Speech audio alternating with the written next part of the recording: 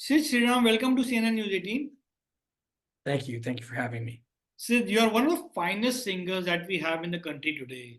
Everybody wants Sid Sriram voice in their film. Filmmakers even wait for months to record a song in your voice. You of course debuted in 2013 with the film Kadal. How do you see these last 11 years as a professional playback singer? And how do you see the evolution of Sid Sriram voice? It's been a really, I guess, exciting journey. When I first started in the industry in 2012 with AR Rahman, so it was really not spontaneous, very serendipitous, and it happened just a really magical time. And from that point on in 2012 to now, it's been um, there's just been many points of deep resonance and really connecting with audiences, and I think building something that's quite special. So it's been beautiful. This last decade has been really nice. You know, I have many questions about your music, but before moving on, I want to congratulate you as you'll be putting India on the global music map.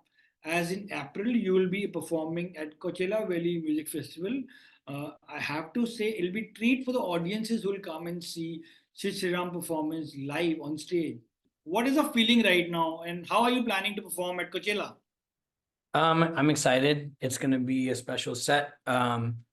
Think that set's just really going to bring together all that makes me who I am. So a lot of my original material, which is in English, um, and venturing into other spaces that have, yeah, made me who I am. And I think for me, my cultural roots are at the very center of all the music that I do. So the Coachella set will really bring that to life. And I think we're going to bring something really unique to the stage over there. So I'm looking forward to it for sure.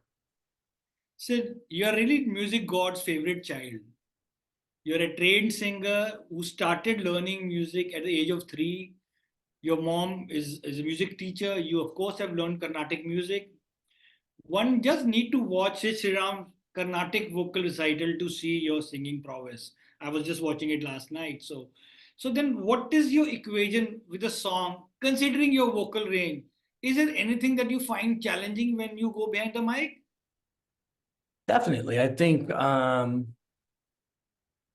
a pretty young age, it was instilled in me that the search with music is a lifelong journey and an infinite kind of exploration and search. So I think um, what keeps me excited and inspired with my journey with music is the fact that I feel like I've only still scratched the surface. There's so much more that I want to learn, to master, to take in, a lot more information and knowledge to acquire. And so there's always challenges or new kind of heights that I'm looking to reach, specifically creatively and musically. I think the achievements are a byproduct of the journey and of the exploration. But yeah, every day when I wake up, I feel like there's something that I can do better, some area in which I can improve, something new to learn. And that's what's kept this journey really exciting from the beginning to now. So then, do you treat a song like a human being, and do you interact with him?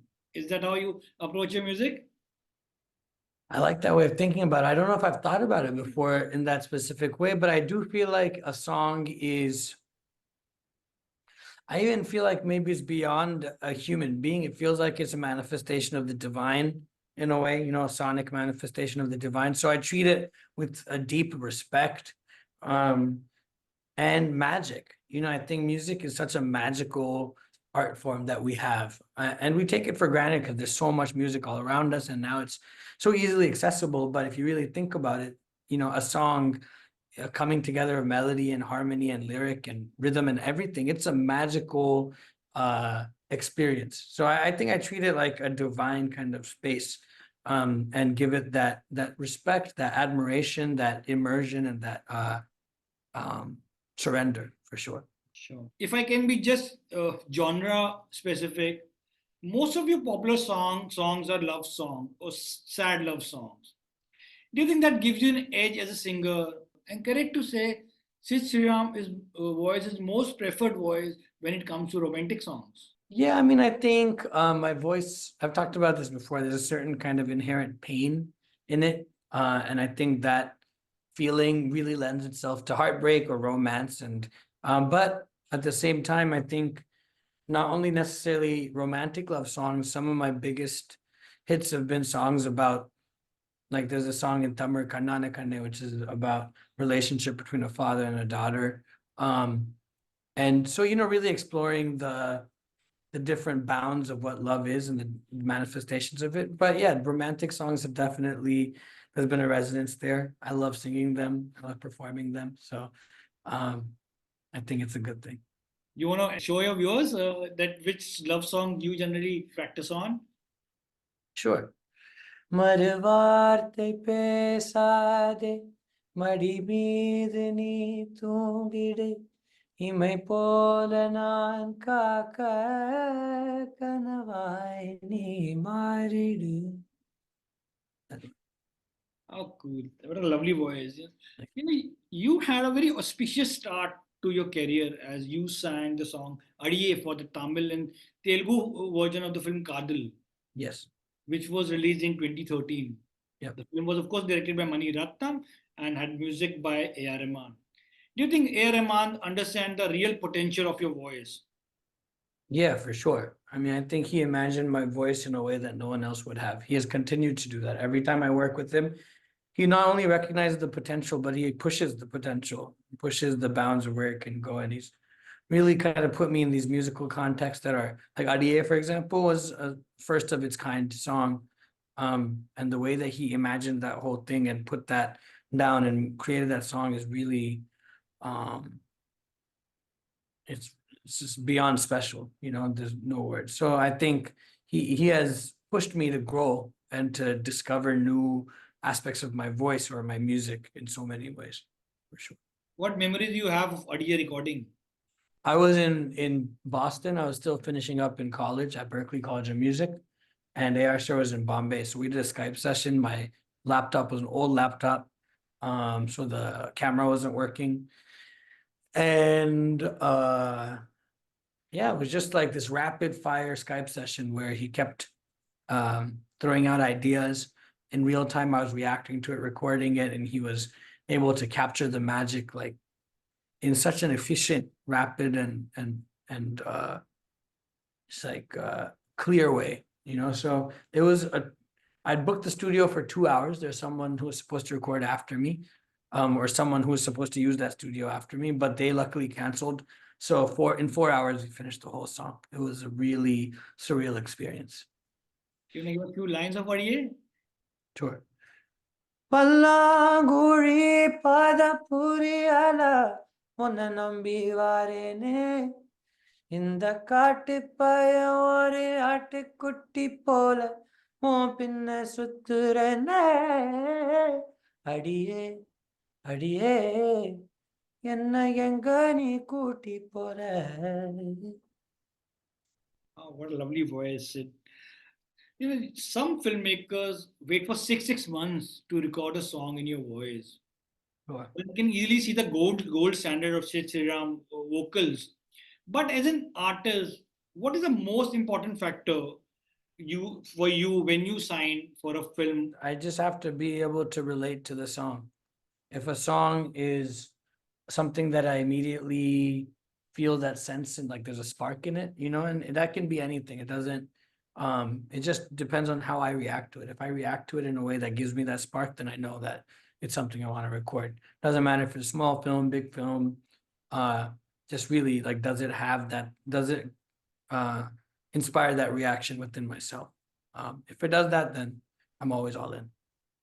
Now, you are on everyone's wish list. You, of course, have collaborated with the biggest names of music industry. How different is the creative process of Ilayaraja sir is to say from ARM? I think everyone's process is different, but those two legends who have really kind of set the highest standard musically in the country and the world, they have different processes in that I think their music, what they compose first is very different from one another stylistically. And I think that's where it starts. And yeah, the way they approach, the way my sessions have gone with both of them are just specific to their own process and the music that they create. Both processes are really fun and exciting for me. And it's been such an honor to get to work with both of them for sure. Would you please like to share any anecdote from one of such sessions from, while working with both with AR Rahman and with Ilayaraja sir? Yeah, with Ragas, I remember there's just a recording when he was explaining to me what a certain vocal line should sound like, and he um emulated the way a trumpet sounds, and he kind of showed that and sang the line in that way, and that's how he gave me the frame of reference of how to approach it.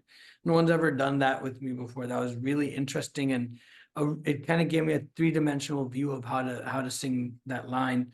And that's just a snapshot as to like how he works. And then with AR sir, I think the session I mentioned with Adiye or another song, Norani and Dal, where it's really him in real time. He'll have the melody composed and the core of it, but in real time, depending on what the energy is at that point, he's thinking of ideas on the fly and telling me to try this and try that.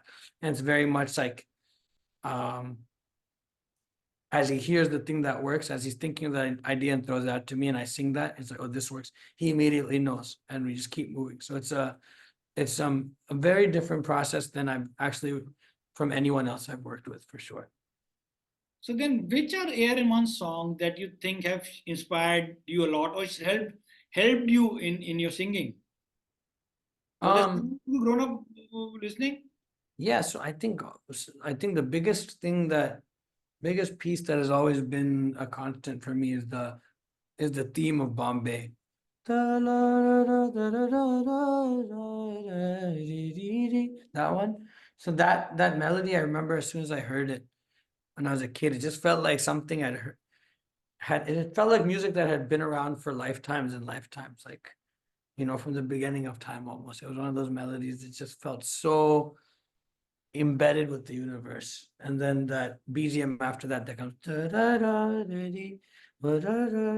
all that, just it's that piece more than anything lyrical or anything. I've obviously all of his songs from when I was 3 years old, or like as far back as I can remember, have been huge influences. But this piece somewhere found a place deep within my soul and has lived with me since as far back as I can remember. What is it like then working with the young lot with composer like Anirudh Ravichandran and G.V. Prakash?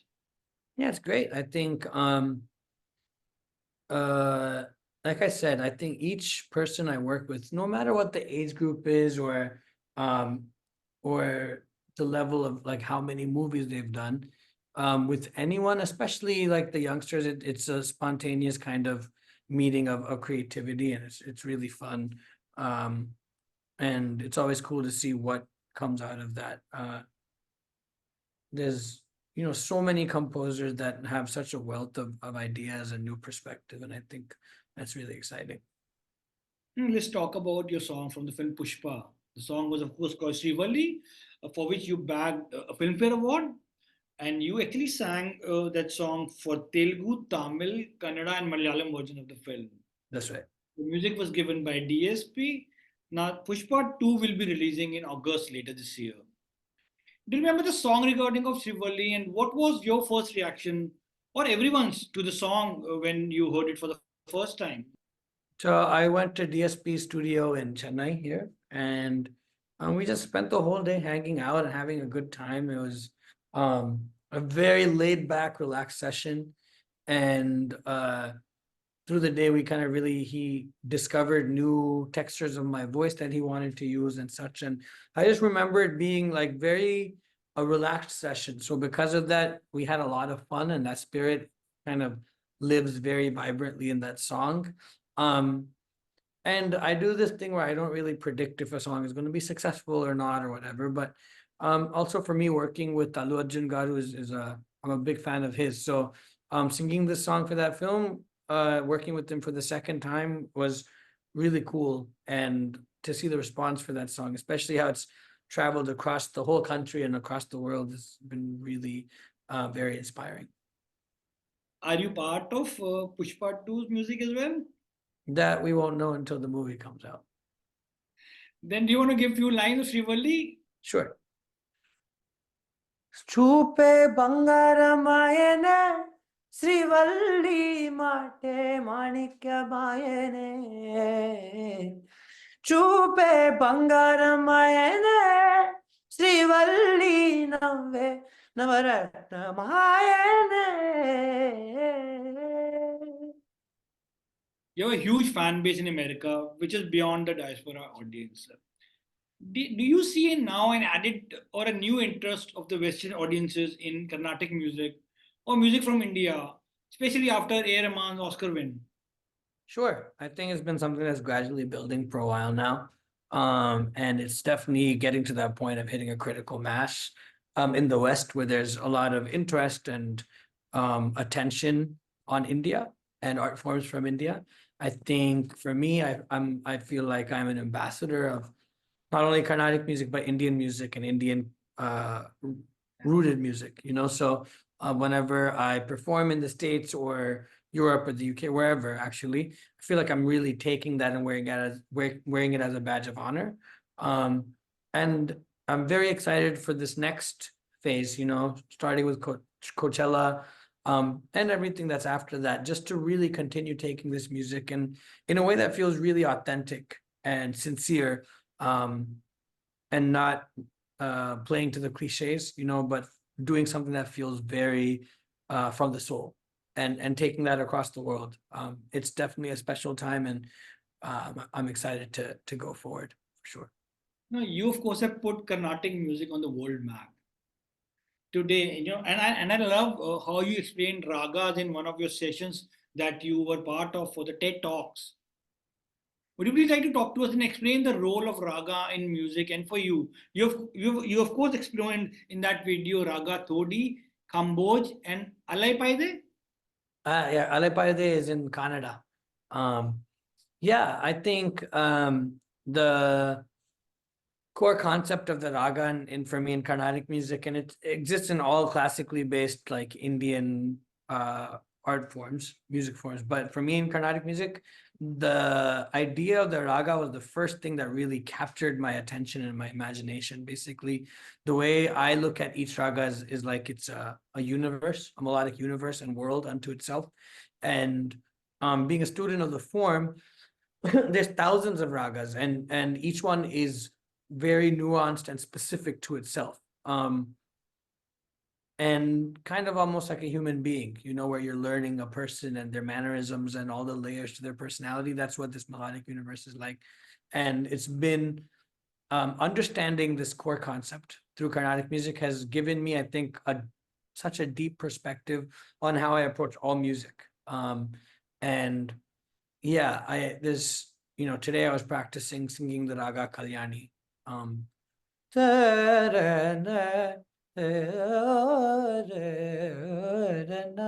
And it's just, there's these key phrases for each raga that kind of make it what it is. And what is fun about Carnatic music is improvising. It's a very highly improvised form.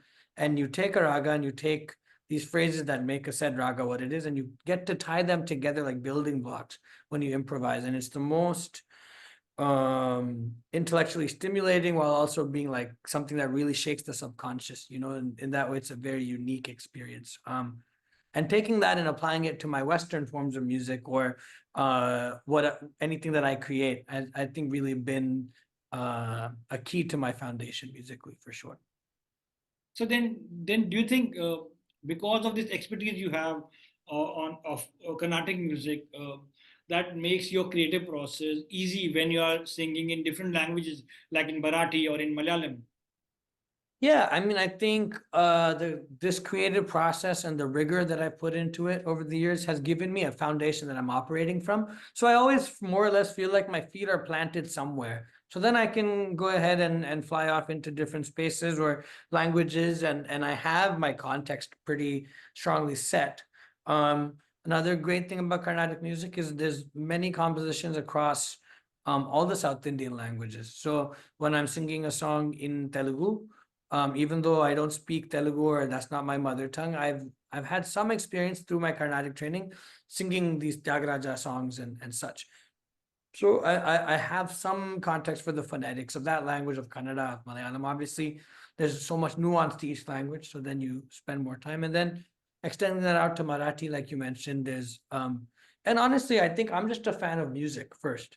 Any language as long as it does something, and I think language is a very important aspect of music, but I think music transcends any barriers. So even if I don't understand a language, if it speaks to me on that, deeply like subconscious, heartfelt level, then that always leads me to want to explore more. So in Marathi, it was that the song Apsara Ali, Ajay, and that was the one that really kind of just captured my imagination. Then it made me want to learn more about the language and do a bit more of a deep dive.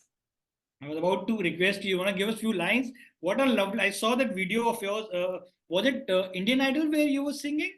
Yeah, so I was a guest for Indian Idol. And I think it was the episode where Ajay Atul were judging. So I sang that there.